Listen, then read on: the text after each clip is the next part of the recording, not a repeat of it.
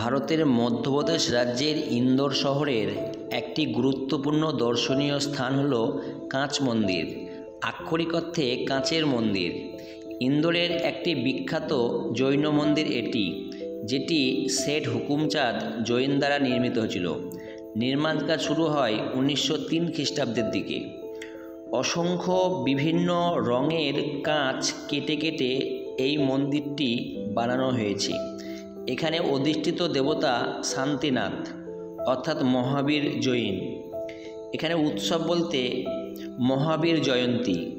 মহাবীর জয়ন্তীতে এই মন্দিরে প্রচণ্ড ভিড় হয় দর্শনার্থীদের।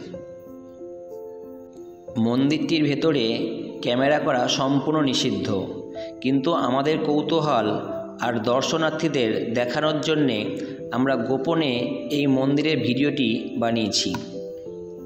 কাঁচের এই মন্দিরের অভ্যন্তরভাগ সম্পূর্ণরূপে কাঁচের প্যানেল এবং মোজাইক দ্বারা আবৃত, যার মধ্যে রয়েছে মেঝে, কোলাম, দেওয়াল এবং ছাদ। হুকুমচাঁদ মন্দিরে কাজ করার জন্যে জয়পুর এমনকি ইরান থেকে কিছু কারিগরি নিয়োগ করেছিলেন এই মন্দিরটি বানানোর জন্যে। অলঙ্করণটি প্রাচীন ও মধ্যযুগীয় জৈন রীতি অনুসরণ করে নির্মিত হয়েছিল। এখানে বিভিন্ন রঙের কাঁচ ও আয়না ব্যবহার করা হয়েছে।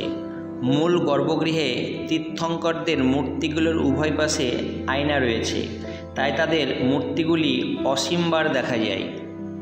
এই মন্দির থেকেই সোনার পালকিতে করে বার্ষিক রথযাত্রা বের হয়।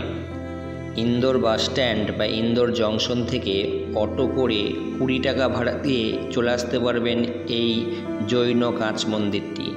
আশেপাশে বেশ কয়েকটি জৈন মন্দির এবং রাজওয়াড়া রয়েছে, তাই অহল্যাবাই হোলকারের রাজবাড়ি বা রাজওয়াড়া দর্শন করে আপনারা এই মন্দিরটি দর্শন করতে পারেন।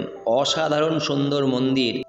মন্দিরের ভিতরের নিস্তব্ধতা আপনাকে মুগ্ধ করবে। जैन मंदिर है ना? हाँ, ये भी क्या है?